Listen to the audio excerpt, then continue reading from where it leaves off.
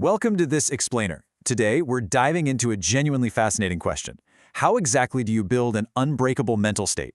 It's a problem every single one of us faces. Figuring out how to keep our dignity and balance when dealing with people who actively try to bring us down, or circumstances that seem practically designed to break us. Let's find out together how a blend of ancient philosophy and modern psychology might just hold the answer.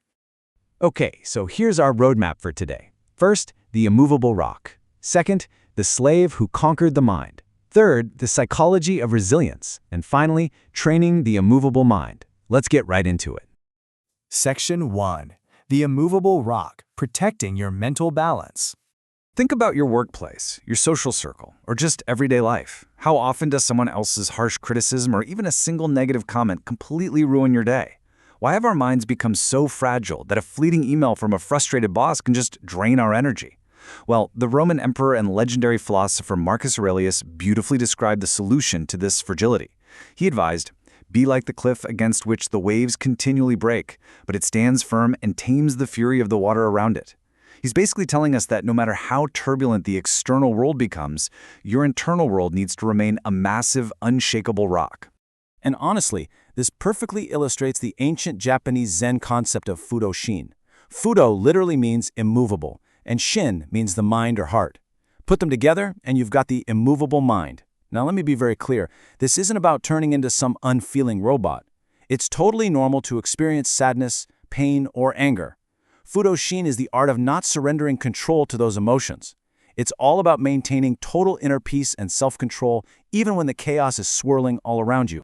To really visualize this, imagine a massive tree. When a violent storm hits, the branches up top might sway wildly in the wind. Think of those branches as your emotional surface reacting to the world, maybe flinching at a rude comment or feeling a spike of stress from a sudden deadline.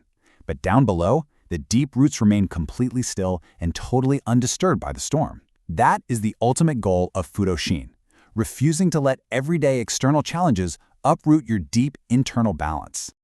Moving on to Section 2, The Slave Who Conquered the Mind, the story of Epictetus. Now, it's pretty easy to be calm when things are fine, right? But what about when life is genuinely terrible? People often blame their environment or other people for their failures and pain. But the dramatic and deeply inspiring story of Epictetus teaches us a very different lesson. Look at this stark contrast. Epictetus was literally born a slave in the Roman Empire. He had a remarkably cruel master who violently beat him, permanently crippling his leg. He had absolutely zero physical rights. He didn't even own his own body.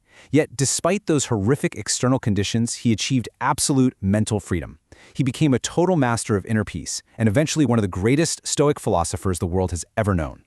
He proved this philosophy with his very life, and he left us with this incredibly powerful thought. People are not disturbed by things, but by the views they take of them.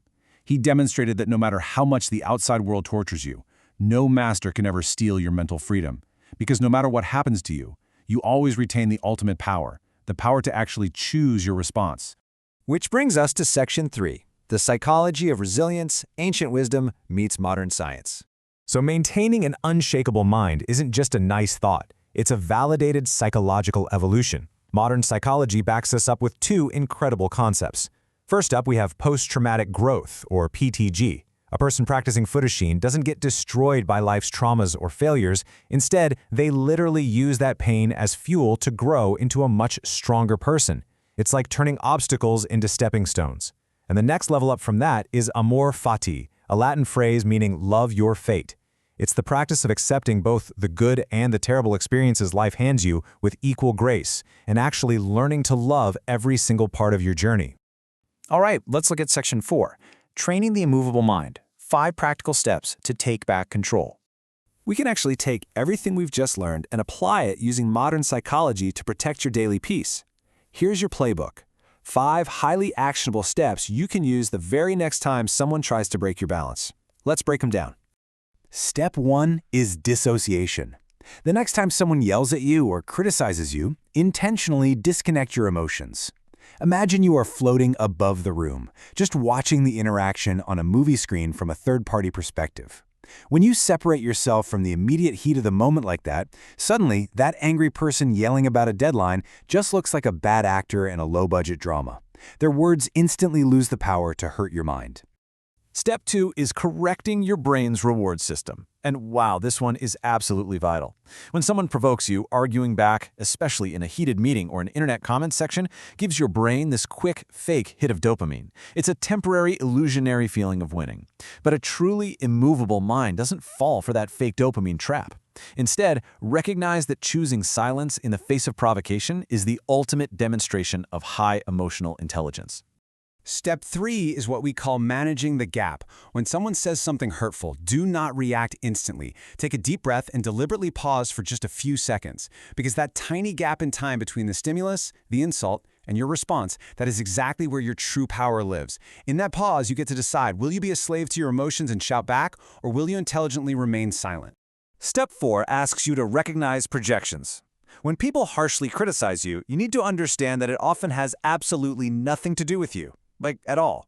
They're usually just projecting their own deep-seated internal insecurities, jealousy, or unresolved mental pressure right onto you.